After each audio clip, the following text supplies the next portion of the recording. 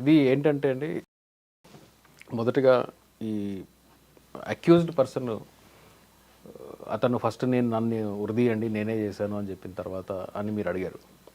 అయితే ఒక పర్సన్ వచ్చి ఆ, నేనే తప్పు చేశాను అని చెప్పిన తర్వాత కూడా మ్యాజిస్ట్రేట్ గారి ముందు నేను తప్పు చేయలేదు, నన్ను ఇరికిస్తున్నారు అని చెప్పేసి ఆ స్టేట్మెంట్ ఇస్తే ట్రయల్ జరుగుతుంది. ఈవెన్ మీకు నేనే తప్పు చేశాను ప్లీడింగ్ గిల్టీ అన్న తర్వాత కూడా ట్రయల్ ప్రొసీజర్ ఉంటుంది. కాబట్టి ఇతను ట్రయల్ ఫేస్ చేయాల్సిందే. ట్రయల్ ఫేస్ చేసిన తర్వాత అతని సైడ్ డిఫెన్స్ ఏదైనా, ఇప్పుడు వేరే లాయర్లు ఎవరు కూడా అతనికి డిఫెన్స్ ఇవ్వడానికి రెడీగా లేరు అని చెప్పేసి మొన్న ఒక న్యూస్ చూసాం. కోర్టు వారు ఎవరో ఒక డిఫెన్స్ లాయర్ని అతనికి అపాయింట్ చేస్తారు, జనరల్గా చేస్తారు, దట్ ఈస్ ద ప్రాక్టీస్. చేసిన తర్వాత మరి అతను ఇచ్చిన వర్షన్స్, అతను మారిన వర్షన్స్, ఇవన్నీ కూడా కోర్టు ముందు ఎలాంటి పరిణామాలు తీసుకుంటాయి అనేది ఇట్స్ ట్రయల్ మ్యాటర్. ఓకే, మిగతా పబ్లిక్ డొమైన్లో సోషల్ మీడియాలో పోలీస్ ముందు కన్ఫెషన్ ఇచ్చాడు, నాకు ఇది రాసిచ్చాడు, మీడియా ముందుకు వచ్చి మీడియా సమక్షంలో ఇలా చెప్పాడు, అవన్నీ ఇమ్మెటీరియల్. కోర్టులో జడ్జి గారి ముందు ఏం జరుగుతుంది, జడ్జి గారి ముందు ఆ వ్యక్తి నేను కన్ఫెస్ చేస్తాడా, లేదా జడ్జి గారి ముందు ఆ వ్యక్తి లేదు నేను ఈ నేరాన్ని అంగీకరించట్లేదు అని చెప్తాడా అనే దాని మీదనే కోర్టు. కానీ ఇప్పుడు ఆయన నేను ఎలాంటి తప్పు చేయలేదు అని జడ్జి గారి ముందు చెప్పాడు కాబట్టి, అవును, ఇప్పుడు డిఫెన్స్ వాళ్ళకి అదొక పిల్ దొరుకుతుంది కదా. పిల్ అంటే ఎట్లాగా? డిఫెన్స్ వాళ్ళు ఏమనుకుంటారు, సార్ బయట చెప్పింది, మీడియా ముందు చెప్పింది, పోలీస్ ముందు చెప్పింది కాదు, అది కాదు, మేజిస్ట్రేట్ ముందు చెప్పింది కాబట్టి 164 స్టేట్మెంట్ కింద అది వాల్యుబుల్ కాబట్టి ఆయన చేయలేదని డిఫెన్స్ వాళ్ళు చేయలేదని డిఫెన్స్ ఇప్పుడు చేయలేదని అంటారు. ఆర్ చేయలేదు అంటే ఒకటేంటంటే డిఫెన్స్ పని ఎప్పుడు కూడా ఇతను చేయలేదు చేశాడు అనే దానికన్నా ప్రాసిక్యూషన్ వాళ్ళు ఈ క్రైమ్ని ఇతనే చేశాడు అని చెప్పేసి ప్రూవ్ చేయగలుగుతున్నారా లేదా అనేది చూస్తారు. అవును. So prosecution has to prove అతను చేశాడా లేదా అని. అతను చేశాడని చెప్పేసి మెజారిటీ ప్రాసిక్యూషన్ పీపీ మీద ఉందంటే ఎక్కడైనా అంతే, ఏ కేసులో అయినా కానీ ఎక్సెప్షన్స్ కొన్ని కేసులు విమెన్ ఓరియంటెడ్ కేసెస్లో ఉంటుంది. పర్టికులర్లీ మర్డర్లో, రేప్ అండ్ మర్డర్లో వీటిలలో ఏంటి అంటే ప్రిజంప్షన్ తనకే ఉంటుంది. పోక్సో కేసులో అనుకోండి, for example POCSO rape case ఉంది, అందులో ఏంటి అంటే ఉమెన్ సోల్ టెస్టిమనీ అంటే చైల్డ్ సోల్ టెస్టిమనీ మాత్రమే సరిపోతుంది. ఏంటి ఇతను రేప్ చేశాడు, సెక్షువల్ అసాల్ట్ చేశాడు అని చెప్పడానికి. రెగ్యులర్గా అడల్ట్ రేప్ కేసెస్లో అట్లా ఆ ప్రిజంప్షన్ ఉండదు. సో ప్రాసిక్యూషన్ వారు ప్రూవ్ చేయాలి బియాండ్ రీజనబుల్ డౌట్. ఇప్పుడు కోర్టులోకి వచ్చి నేను చేయలేదు అని చెప్పినా చెప్పకపోయినా ఈయనైతే ట్రయల్ ఫేస్ చేయాల్సిందే.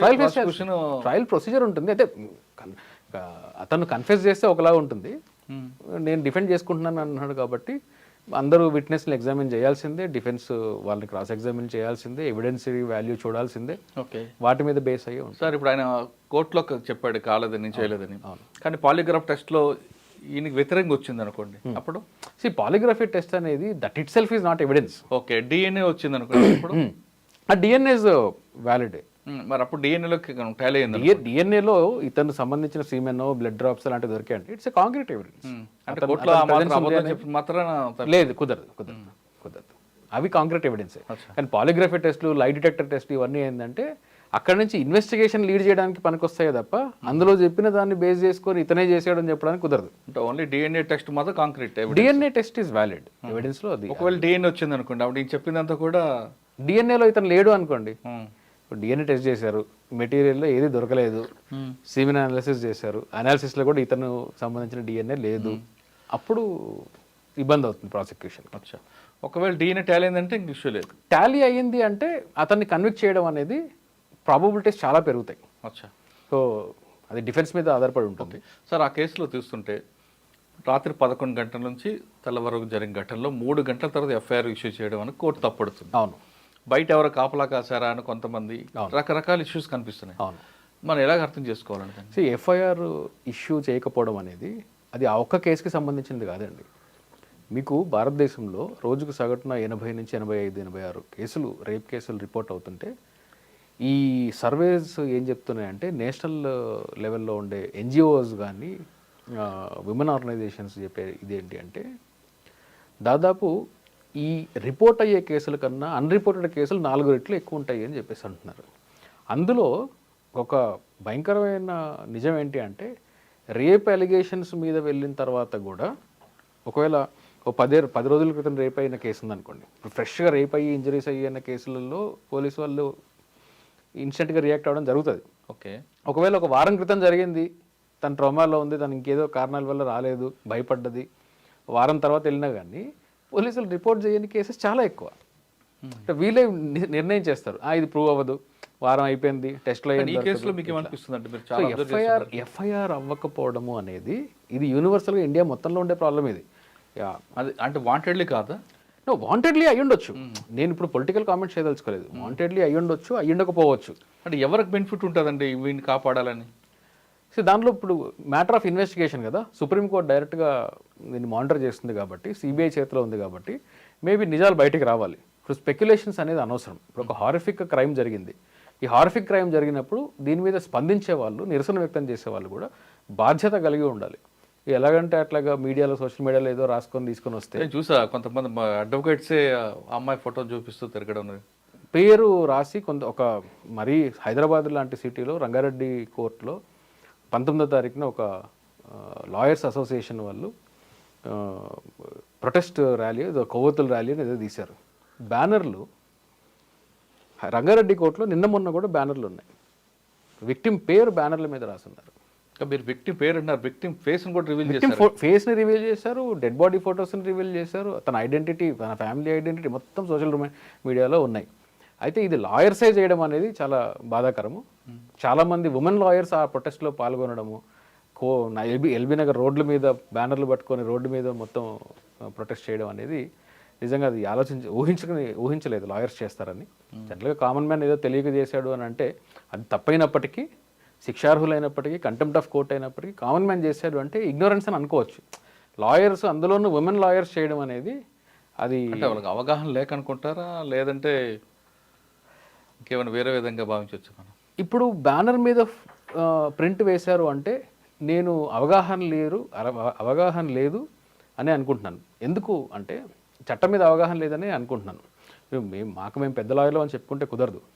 మీకు ఒక బ్యానర్ మీద, లేదంటే ఒక కరపత్రము, ఒక లిటరేచరు, ఒక పిటిషన్ ఏదన్నా రాసేటప్పుడు, వేసేటప్పుడు దాంట్లో చట్టం ఏం చెప్తుంది అనేది మినిమం నాలెడ్జ్ ఒక లాయర్కి ఉండాలి.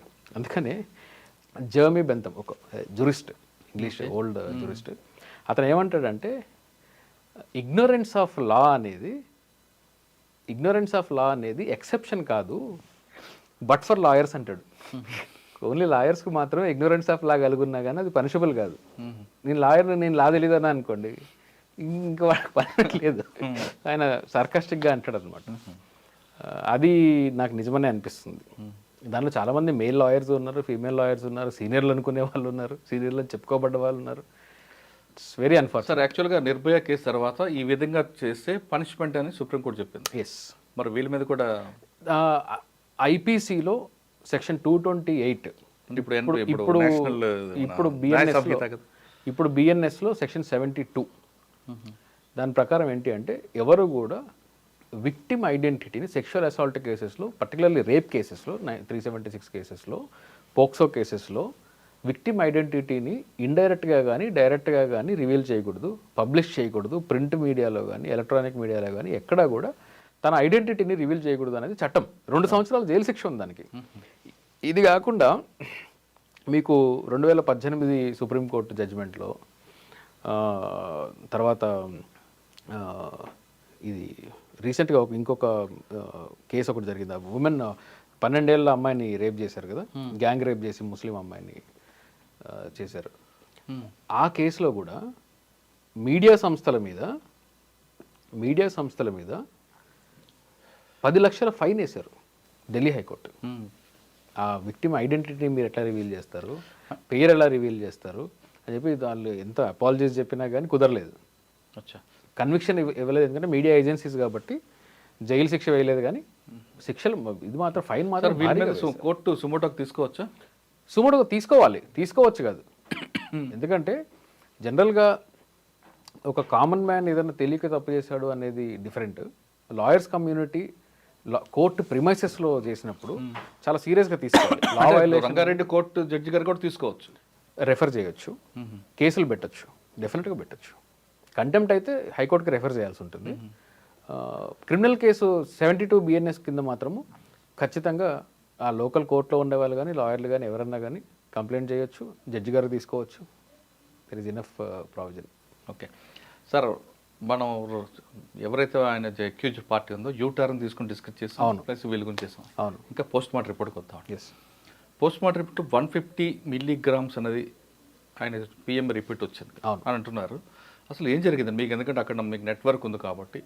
ఒరిజినల్గా పోస్ట్ మార్టం రిపోర్ట్ ఏం వచ్చింది, అందులో ఉన్న వాళ్ళ కంటెంట్ ఎవరు రాశారు? సార్ పోస్ట్ మార్టం రిపోర్ట్ ఇప్పుడు కొన్ని షార్ట్ ఒపీనియన్ ఇస్తారు కదా. ఎస్, కొన్ని మీడియా సంస్థలు కూడా పోస్ట్ మార్టం రిపోర్ట్ని ఎక్స్ట్రాక్ట్స్ని రిపోర్ట్ చేయడం జరిగింది. అయితే అందులో మీకు లాంగ్వేజ్ చదివి వినిపిస్తాను, మీకోసం రెడీగా ఉంది. ఎక్స్టర్నల్ అండ్ ఇంటర్నల్ జెనిటీలియా ఒక పోస్ట్ మార్టంలో ఒక భాగంలో ఒక సబ్ టైటిల్ ఇది.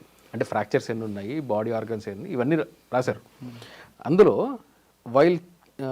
White thick viscid liquid present inside the endocervical canal which is collected as noted above 151 grams. ఇది దాన్ని ఎంతవరకు పోయింది? మిల్లీగ్రామ్స్ గ్రామ్స్ 151 grams కరెక్టే. అబ్సల్యూట్లీ వాళ్ళు రాసిన రిపోర్టు, వాళ్ళు రాసిన ఫైండింగ్లో గ్రామ్సే ఉండాలి, మిల్లీగ్రామ్ ఎంఎల్ కాదు. అయితే దీన్ని ఈ వైట్ థిక్ విసిడ్ లిక్విడ్ అనగానే వీళ్ళు ఏం చేశారు, దాన్ని స్పర్మ్ అని ఒకడు, ఆ స్పర్మ్ అన్న తర్వాత ఇది ఎంజీలో ఉంది కదా, ఎంఎల్లో ఉండాలి కదా అని చెప్పి స్పర్మ్ ప్లస్ ఉమెన్ నుంచి వచ్చిన సీక్రెషన్ కూడా అయి ఉంటుంది, ఈ మొత్తాన్ని కలిపి ఫ్లూయిడ్ని కలిపి ఈ ఎంఎల్ అని పోయి 150 grams అని అన్నారు అని చెప్పేసి ఒకరు ఎవరికి ఇష్టం వచ్చిన థియరీలు వాళ్ళు చెప్పారు. అయితే ఈ థియరీ గురించి నేను 2 నిమిషాల తర్వాత చెప్తాను మురళి గారు. అంతకన్నా ప్రమాదం ఏంటంటే ఈ 150 grams స్పర్మ్ ఉందా, సిమెన్ ఉందా, వైట్ థిక్ లిక్విడ్ ఉందా, ఏదో ఉందని పక్కన పెడదాం కాసేపు, 150 grams కూడా ఉందనుకుందాం. మీకు సెన్సేషనలిజం కావాలా? నేషనల్ మీడియా పెద్ద పెద్ద జర్నలిస్టులు అని చెప్పుకునే వాళ్ళు 150 grams సిమెన్ దొరికింది అని చెప్పేసి ఫస్ట్ న్యూస్ స్టోరీ బ్రేక్ చేసిన ఒక ప్రముఖ జర్నలిస్టు, ఆయన సెన్సేషనలిజం కావాలి. ఇంకేం సెన్సేషన్ కావాలి? ఒక ఉమెన్ చచ్చిపోయింది, రేప్ అవ్వబడింది, తనకు ఆల్రెడీ తనని చంపిన విధానము, తనను రేప్ చేసిన విధానం చాలా హారిఫిక్గా ఉంది. ఇక అంతకన్నా హారర్ కావాలా మీకు?